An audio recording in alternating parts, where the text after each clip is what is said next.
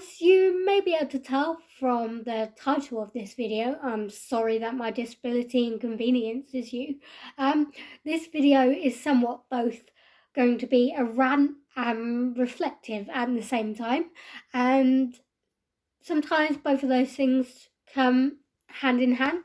Basically, what this is going to talk about is basically how people's words and actions and even thoughts of those deemed normal in society have an impact or have a disregard for those with disabilities or difficulties or even anxiety, depression in mainstream society. And I guess the first place to start is basically what triggered these thoughts, this video in the first place. This was actually triggered from an outcome of a work meeting. Basically, I was in a work meeting and this was all on Google Meet because we're all working remotely, and it involved myself, another close colleague who is a developer like me. We do the exact same job, my boss, 3 customers, as you can call them, in the structure we work in that we provide an interface for, as well as a business analyst and a project manager. Of all the people in this meeting, I've met and worked with them all before, apart from this single project manager who was a contractor and new to my place of work. My anxiety levels were high during that time anyway, but with this new person from outside the university, they were a contractor, my social anxiety levels were specifically high. And as I knew, as it always happens with these meetings, they were gonna ask us to go around the virtual room and introduce ourselves and say what we did and why we're here for.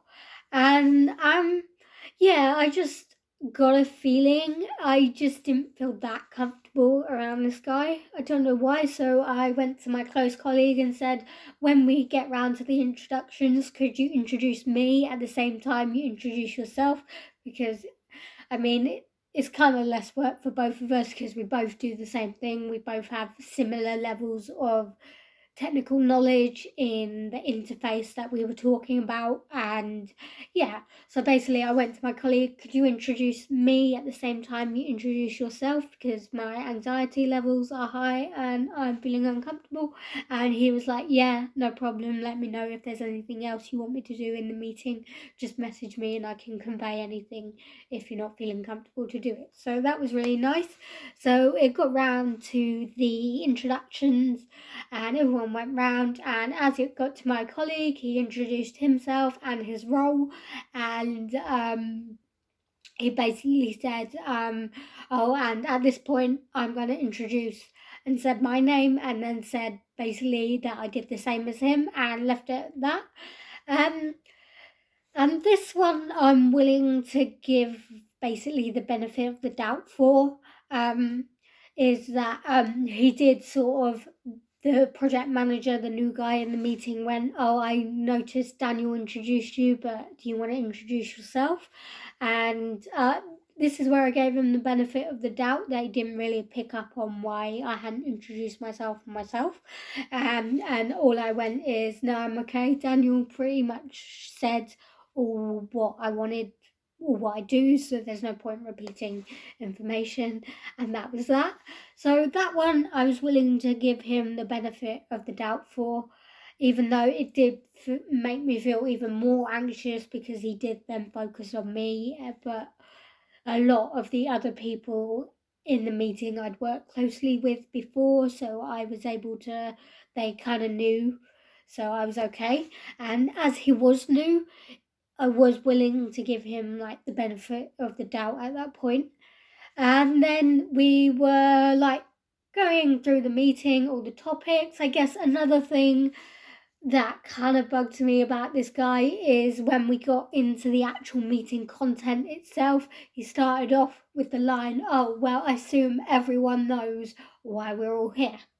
And the thing is, this meeting had been booked really last minute. I had a feeling it was going to be about something they told us they didn't need about a year ago, and I kept bringing it up just to check that they still didn't need it, and every time I brought it up they said, oh, we don't need this, we don't need this. But I had a feeling it was going to be about that. It was about that. But besides the point. And he went basically, oh, I assume everyone knows why we're here in the meeting. And at that point I typed into the meeting chat, said, based on the content in the meeting invitation, most of us don't know anything about why we're here. And then several other colleagues in that meeting agreed. So then that got us back onto the topic to say, what do we actually want? What is this meeting about? Because they were asking us to estimate development time, things like that. They didn't even invite the customers to the meeting, which is why I did, which is why basically I wanted to start off to say why we all actually here, even though we all had a tiny little bit of suspicion why we're all here, but we wanted it officially confirmed. But basically, so once I'd said that in the meeting chat, he then went back and said, oh, this is why we're here, this is what we require, this is the interface that we want. And then the customers at that point talked about the requirements they wanted based on the current interface, and then the actual additions they would like, as we were basically going to be writing a new one anyway. And throughout, when people were making discussions in the meeting chat, I was bringing up points that I thought of, such as the upgrade to the systems that we were going to be interfacing to and from, and things like that. And everyone in the meeting was reading out my comments and nodding and saying, yep. And as I said, we've also got to think about this, and this. And I don't know what prompted this guy to say it, but basically this guy, like in the middle of the meeting, went, oh, it would be easier if you just talked. And that sort of triggered kind of like a flare or a fire in me. And my first thought was, yeah, for who? Who is that going to make it easier for? Everyone else seemed to be coping. Everyone else seemed to be doing okay. It's actually easier sometimes for me to type because sometimes you go into those meetings and it's a who shouts the loudest contest. So if you type, nobody's going to miss it, and then you don't feel like you're going to interrupt anyone, and you can also well time your point if you think it's additional information that someone may or may not need to know. And basically he went, oh, it'd be easier if you just talked. And my first thought was, for you maybe, but not for me. That would cause me at least one panic attack, if not more. And it did make me think, what world have you come from where you think you can say that, or you can say that and not think about the individual circumstances of where a person is from, or what are they doing, or why are they doing this? They're not doing it to be inconvenient just for you, or they're not doing it to make your life more difficult. They're doing it to make your life easier, but also be included in the meeting. Because if I was going to talk in that meeting with that levels of anxiety, sorry, I've got a bad cold, then that would have actually slowed it down. Because when my anxiety is high, I know all the words in my head. I know what I want to say. They just won't come out my mouth. So I instantly stop, start. Whereas if I type it, I'm fine. And that is actually more of an efficient use of time than waiting for me to spit out the words that won't come out of my mouth. And it made me think, as someone new to the university, they would have been required to at least skim or scan through the workplace's diversity and equality policy. So that, out of anyone, should have been fresh in your mind. What what would have happened if, say, I didn't have the ability to speak, say I was mute, or luckily for me, that's not the case, but it made me think, oh, I'm sorry my anxiety inconveniences you. I mean, it's never inconvenienced me, ever, in my life. Well, I'm just saying I have anxiety because it's fun. No, it's not fun. My anxiety inconveniences me all the time. You don't think... I'm sorry that it inconveniences you as well, but it's a minor inconvenience for you. It's a life for me. So, yeah, it's those sorts of words that it made me think back in situations about my physical disability and where people had done things in similar situations. For example, can you walk a bit faster, please? Or can you just walk properly? And I'm like, what a revelation. I should have just done that from the start. Problem solved. And I'm like, oh, I'm sorry my disability inconveniences you. I'm sorry that me being slow and my brain damage was resulting in that is making a slightly inconvenience to your day, when by and by everything I do every day tends to be 3 to 5 times more difficult than those without any disability or condition, because mainstream society is set up for the normal rather than the minor. And yeah, it made me think, really, like, are there very few people that think about the people around them, their actions, their words, the consequences of what they say when they say things like that? Or is it just because in that moment you're so angry, or you're so, I don't know, you just want to get on with your day, that you have a complete disregard for everybody? I don't know about you, but for me, I always think about how my actions, or how something I'm going to say, or even think sometimes, is going to affect someone else. I'm an empath. I have a very good way of feeling other people's emotions as well as my own. I'm good at reading people, and yeah, it just made me think, if it was someone else, that could else that you approached and not me, like around my disability, I can joke about it, because if you can't joke about it, you've got to be able to joke about it sometimes. Like, I will joke around it, like one of the awards I got when I graduated university was basically, it's an award for the most achievement during the with the most difficulties, which is basically a gold star, you tried badge. And at first I was a little bit, what does that even mean? I mean, bear in mind, I did have a mental breakdown during my dissertation and still managed to be the third highest. But even so, like, it could have been worded slightly better. And then it was then I was joking with my colleagues at the time, yeah, they better give you that award, especially because they're the ones that inconvenience you the most. They're the ones that cause the problems with the locations and things like that. So I'm able to joke about it. I'm able to joke about falling over. I'm able to joke about being slow or getting stuck or things like that, because it makes people feel more comfortable when you can joke about yourself, because people can never know what boundaries they can cross. It's always got to be on a person by person basis. Just because one person's okay with something you say, and that someone else with a disability may not be alright with you saying that. It all depends on the person. It all depends on the context.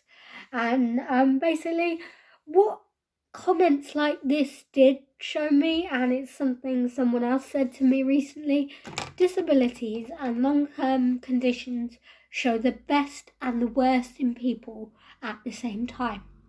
Basically, they show the best because it shows you those people who are willing to go the extra step to help you, or not even to help you, just to make life easier or be your friend or whatever. And it also shows you the worst in people, where people can just blurt out lines like that, or not think of others, or I don't know, put a cardboard box or big metal rack of boxes in front of the only accessible entrance to the building, stuff like that. I didn't know getting into work had to be an obstacle course, that sort of thing. It's just the things that people without long-term health conditions take, I guess it's privilege / granted. There's lots of things people take for privilege and granted, and there's part of me in that meeting that wanted to call him out on it, because I thought, yeah, I'm not easily offended. It just made me think, why would you say that without any disregard? Like, it doesn't actually offend me personally. It just thought, are you that locked into your own little bubble? Have you come from a world where it's I shout the loudest, so I'm going to talk, that you disregard anything else? It just makes me feel somewhat that there are some more of the worst than there are of the good, or I've certainly come across more of the worst than I have of the good most of my life. And if it was someone else, that could have been something more serious. Someone else could have been genuinely discriminated against for that comment, and that could have only affected that person feeling their comfortableness in their workplace, in what's supposed to be an inclusive and equal environment, but also would have had consequences for that guy if it was brought up further to say, oh, I'm gonna contact HR saying what you said isn't very inclusive, it's discriminatory. And yeah, it could have had much bigger consequences depending on who you say it to. And yeah, I guess throughout life that has happened to me, so I'm very much surprised. But I'm not very surprised. But it was surprised me that he came to work in an inclusive environment and said that, and especially as he was new, because nobody reads the university or any workplace policies unless it's relevant to them at the time or during the induction phase, that kind of thing. But basically, it just made me think. But why I say it also brings out the best in people is that my colleague, who I'd asked to introduce me before during that meeting when he said that comment, messaged me in another platform, because we quite often do message each other during the meetings that we're both in, because we add additional information to each other's when we are actually speaking, in case one of us has forgotten, because there's lots of things to remember. And basically he said, he seemed actually more like upset about it than I felt, and I thought it was really sweet that he was like, oh, do you mind if I say something, like say that he shouldn't have said that, say that he should have approached it differently or whatever. And yeah, it was nice. Luckily my boss in that meeting, because he knows my other colleague quite well, he managed to navigate the conversation back to the topic rather than focusing on that point.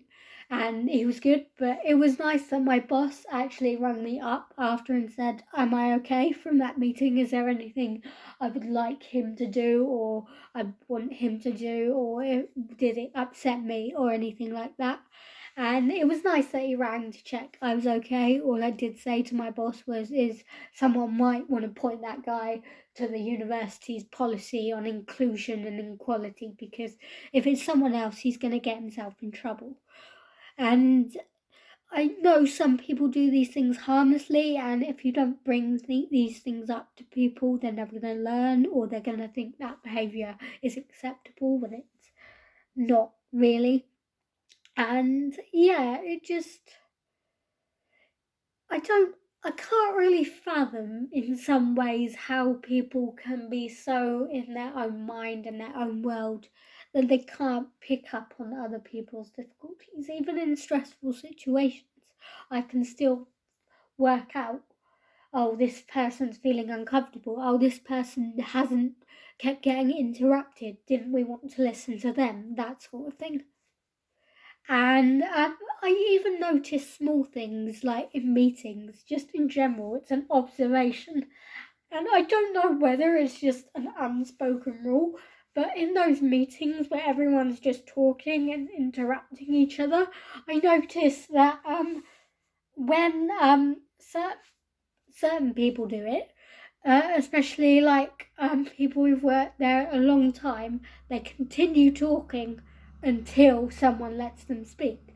Whereas I find that people around my age, or especially like the women who work in my department, if we interrupt each other, we go, "Oh, sorry, did you want to go first, or would you?"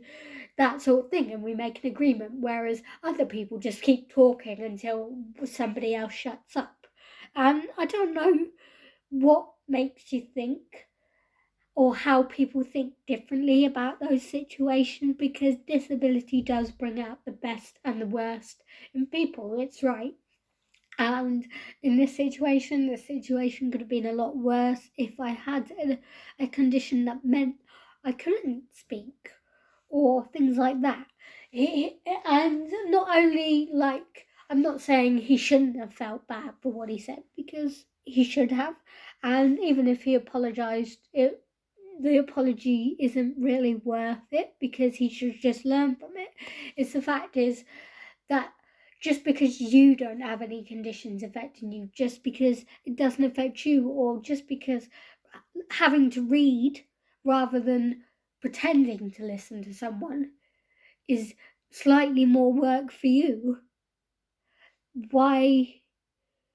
Yeah, it's just, I don't know how people think like that, because I always think about around me. I don't know whether it's just because that's what I've learned, because I've always had to adapt to situations, both physical and emotionally, around me at all times. Like, every situation I come across, or every new place I go to, or new person I come across, I have to think, oh, how is this person feeling about me? Are they putting in enough effort that I'm willing to put in some effort to make them feel more comfortable around me? Because they're feeling, oh, this person's disabled, I don't want to upset her, I don't want to offend, I don't want to hurt her, I don't know what to do, I don't know what she's capable of. And when I can sense that from someone, I will go out my way to make them feel comfortable. I will show them what I can do so they can feel more comfortable around me. And it just, the ranty part, I guess, is I'm very sorry my disability inconveniences you, but it's been doing that my whole life, and I've never once called my disability out on it, because I don't have the ability to change it. Why comment on something that you do or don't know someone's situation? Your minor inconvenience is my life. Don't I fight every day through things that you may not have come across, just as well as other people fight things that I've never come across. And why make a quick comment or judgment or snap like that without thinking of the consequences of your action? So I guess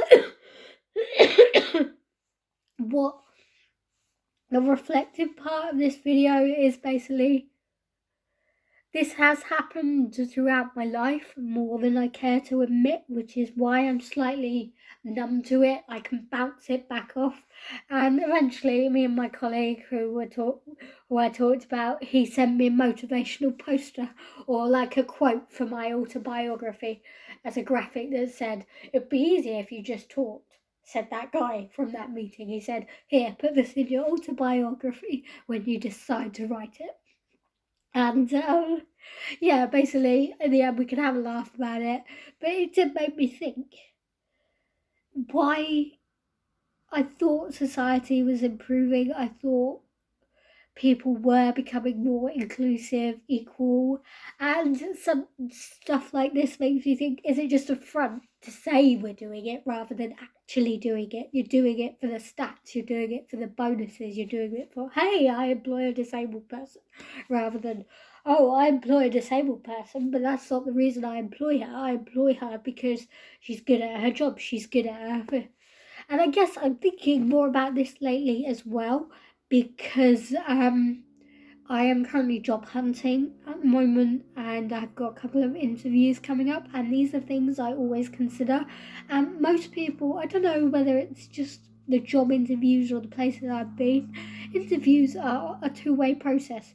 but all the ones I've been to are always a one-way process where people are expecting things from me and they never want to sell me their company or why I would want to work there with them.